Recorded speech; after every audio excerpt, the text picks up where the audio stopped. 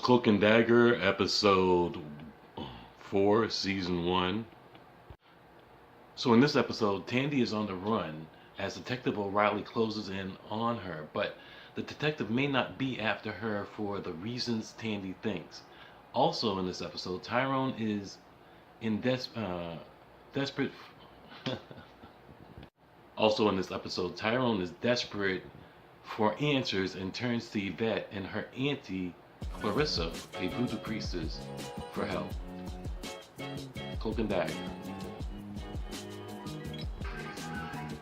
Do you have 5 minutes of your time? I want to talk to you about Cloak and Dagger.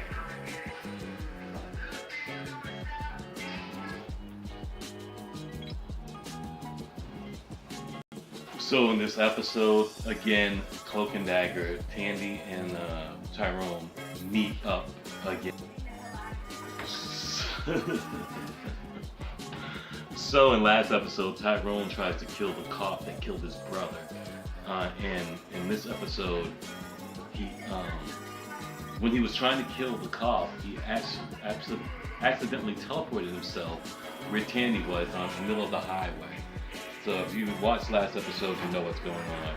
I'm loving the show. I'm loving the subject matter and how they're dealing with it. I love the young actors in it. I'm really enjoying this new show. And it's way more adult than I thought it would be on Freeform. I guess I was just not aware of how Freeform was or how adult the show was going to be. But I'm loving it right now, so if you guys are watching it, let me know how you feel about the show. So in this episode, we have the detective getting closer to finding out what happened to Tandy. So when the police show up at Tandy's house, her mother actually covers for her, which is surprising. So she still has some mother instinct in her. But when the mother goes to check on Tandy and asks her, why are the police here? Of course Tandy's gone. She's out. So I kind of passed over the fact that Tandy was in a car accident and went through the windshield. So she had some kind of head trauma.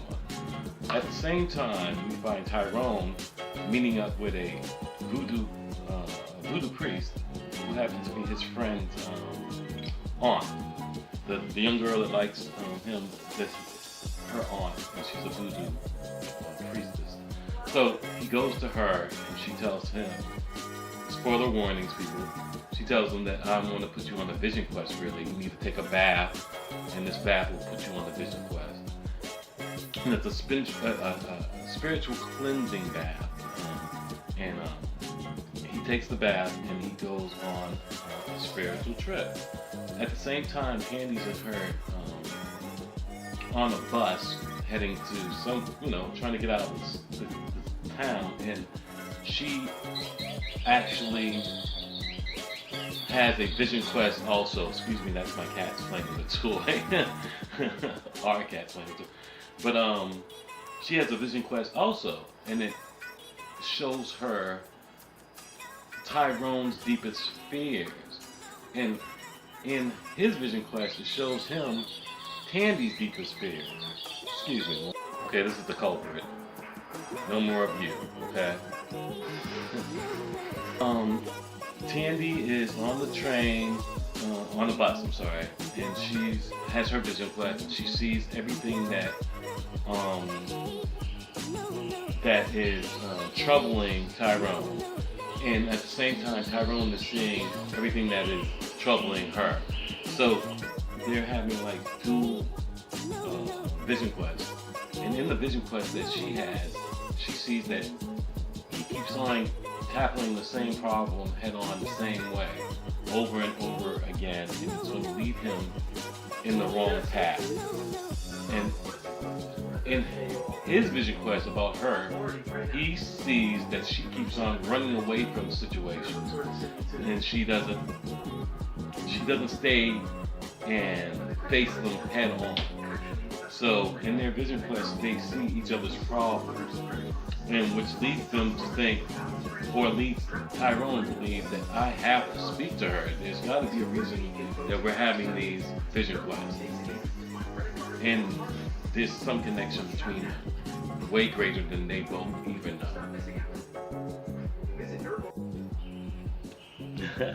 Also in this episode, it's really uh, an eye-opening experience when Tyrone, when he has his vision quest, or when Tandy has her vision quest about him, or the things that she sees. It's so done well. I love how they deal with how black men are being treated in America, and how black men are perceived, and what struggles they have to go through on a daily basis just to be on par with their counterparts, the white people, or and Tandy showing that a woman's struggle is hard, that she has to do things that are not her true nature, that she has to overcome certain things just so she could survive. I love the show. It's way darker and deeper than I thought, and the acting again is stellar. Also in the episode, the supporting cast is pretty good. The girl that likes him is pretty good actor. The police officer on the new supporting cast, she's pretty good. O'Reilly, I think her name is. But and I'm thinking Tandy is a phenomenal actress. The young lady who's playing her, I love her. She's really, really good, and I to deal with a lot of the things that she's going through. I'm loving the show. It's really, really good. I'm happy. But that's my 5-minute review. I think I covered everything up on this show. I love the aspect of they're on the run and all kinds of things is happening. I can't wait to see next week's episode. If you guys are watching it, let me know how you feel about the show. How do you like the show? How do you feel about the characters? How do you feel about the developments that are coming forth in the show? Do you think it's going in the right direction? Have you ever read a Cloak and Dagger comic book? Let me know. Hit me back.